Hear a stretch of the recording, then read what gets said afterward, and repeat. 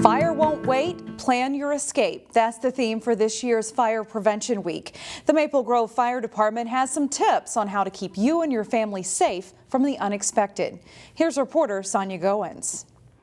House fires can happen any time of the year, but they occur more often in the fall and winter months. Fatalities are up nationally this year. According to the NFPA, 2021 is the highest we have had in fatalities since 2005. Maple Grove Fire Inspector Jeremy Berger says people are at a greater risk of having a fire at home because that's where they spend most of their time. We want everyone to think about escape plans. He offered some tips on creating a home escape plan. Make sure you have working smoke alarms and think about 2 ways out of every room, especially bedrooms. And lastly, have a safe meeting spot outside the home. Fire officials recommend you practice your home fire drill at least twice a year, once during the day and the other at night. Experts also suggest people test fire detectors once a month and replace the batteries once a year. And make sure you have one on every level of the home. Inside each sleeping area and within 10 feet to each sleeping area. The Maple Grove Fire Department also highly recommends people purchase smoke alarms that have a sealed 10-year battery. That way you don't have to worry about replacing those batteries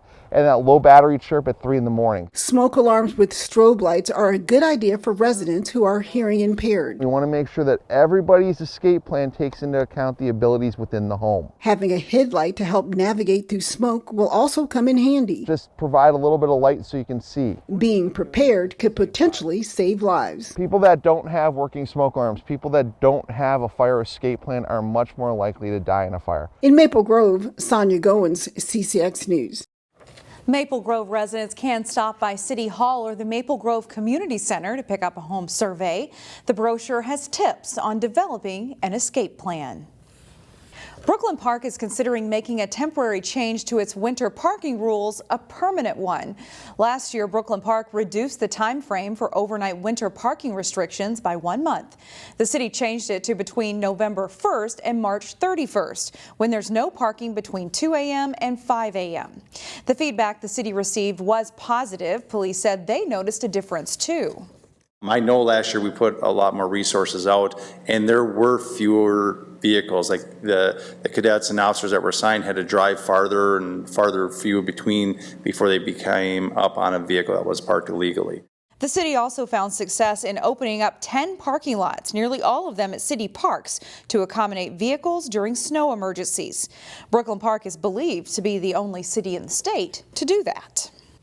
A brand new coffee franchise is proposed for the northwest suburbs, and this one would be in Brooklyn Park. The Brooklyn Park Planning Commission reviewed this week a site plan for the Scooters Coffee near Fleet Farm's Gas Mart. The Omaha-based company offers drive-through only coffee and pastries. There's no indoor access or patio seating. The company says this helps with quality and speed. Officials say it takes about 3 minutes to get your order on average. The building would only be 670 square feet. The Planning Commission recommended approval. For any child to learn in a classroom, they have to feel accepted and welcome. In today's School Spotlight, Delane Cleveland takes us inside Meadow Ridge Elementary in the Wayzata School District to see how they're working to build a community. Every day, 768 students make their way to Meadow Ridge Elementary in Plymouth for a day of learning. Get your books put away and then we're going to circle up. But learning isn't always about test scores and academic achievement. We talk a lot about sharing kindness. How can we share kindness through our words and our actions? In 2 of the school's 3rd grade classrooms, can we do in this class to make it a place where people are comfortable talking about their feelings? teachers and students have been taking time to gather in so-called restorative practice circles. Right now, we're just going to center ourselves. It's a way for everyone to learn more about each other. Like, it's okay if you're different, like if you speak a different language. And be more accepting of one another, regardless of differences. It's just really about becoming a working unit, and that's going to help us feel more comfortable. It helps us learn better. And then it's also going to provide a structure for when things go wrong in our classroom. Kelly Biermeyer is one of 40 people across the district who received restorative circle training over the summer. Remember, we're doing that confidentiality. So if someone says something here, it stays here. And so far, She says the students are buying into the concept. Just allows students to kind of build that safe space. And once there is that safe space, then it's okay to learn, make mistakes, grow, and just, it's a good supportive learning environment. Many of the students' learning environments were thrown into disarray during the pandemic. So these circles help them build a sense of community that was lacking over the last 2 years. There is a basic human need of belonging. We all have a need to belong, and over these last few years, that has certainly been disrupted. The golden rule says to treat others the way you want to be treated.